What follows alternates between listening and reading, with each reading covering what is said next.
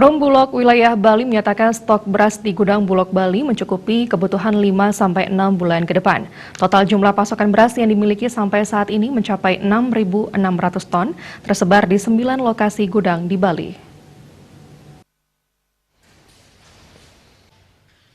Menurut pimpinan wilayah Perum Bulog Bali, Suhardi, stok beras di Bali masih aman di tengah merebaknya virus corona dan menjelang Hari Raya Lebaran bulan Mei 2020. Rata-rata kebutuhan beras di Bali setiap bulannya mencapai sekitar 1.100 ton. Produksi beras di Bali sendiri saat ini masih mencukupi.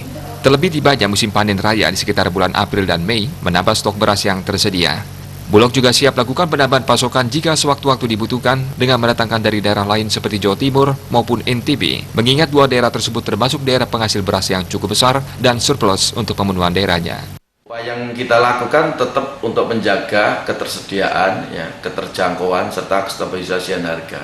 Dalam artian kita berusaha untuk menyediakan stok atau komoditi yang diperlukan oleh masyarakat, khususnya terkait beras. Terus ada minyak goreng, ada juga gula, ada terigu, terus ada juga beras merah, ada juga beras fortified, beras yang bervitamin yang saat ini ada di situ. Terus ada juga kita menyediakan ada daging kerbau, ada bakso, lumayan banyak komoditi kita ini. Dengan tersedianya stok yang cukup, masyarakat diharapkan tidak perlu panik dan melakukan aksi memborong. Perum Bulog selalu berusaha menjaga ketersediaan keterjangkauan serta stabilisasi pangan pokok sehingga roda perekonomian masyarakat tetap berjalan.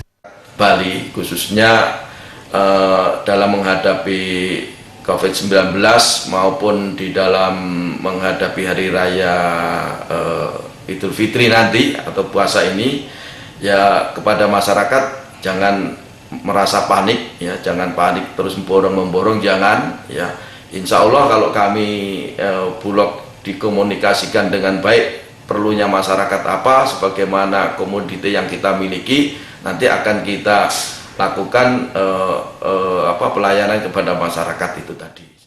Pihaknya juga terus berupaya menjaga stabilitas harga dengan rutin melakukan operasi pasar, membuka outlet depot pangan dan rumah pangan yang tersebar di berbagai lokasi di Bali. Eka Yana, Bali TV.